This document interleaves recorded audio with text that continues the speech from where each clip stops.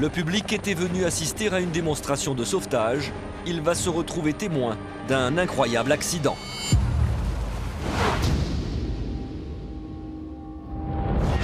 Nous sommes à Taïwan. C'est un grand jour pour les secouristes de la marine du pays. Aujourd'hui, c'est une journée portes ouvertes et les sauveteurs sont à l'honneur. Ils vont simuler des interventions de secours dans des conditions réelles, devant un public venu en nombre. Un hélicoptère se présente au-dessus d'un fleuve où une embarcation est en détresse. On a vraisemblablement affaire à une mission de treuillage, donc de récupération d'une personne.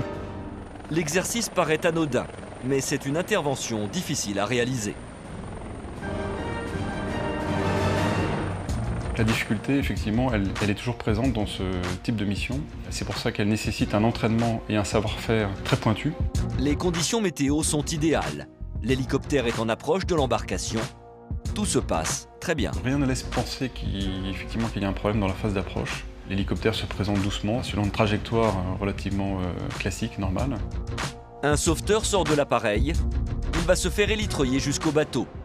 Mais alors qu'il entame sa descente, l'hélicoptère perd de la puissance. Et à ce moment-là, on observe qu'il s'enfonce de façon assez rapide, probablement sous l'effet d'une panne d'un moteur. Le pilote tente une manœuvre, mais l'hélicoptère tourne dangereusement sur lui-même.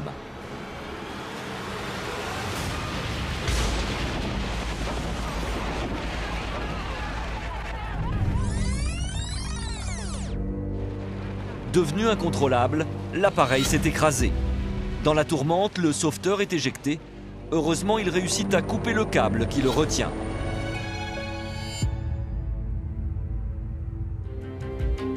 Le fait de couper le câble qui permet de relier le treuilliste à l'hélicoptère au moment de la panne lui permet de tomber à côté de la machine et donc d'augmenter ses chances de survie. L'équipage, lui, n'a pas eu le temps de s'éjecter.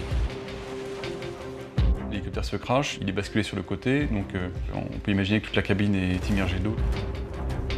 Après plusieurs secondes, l'équipage sort de l'appareil, sain et sauf. Un accident rarissime qui nous rappelle que malheureusement, le risque zéro n'existe pas.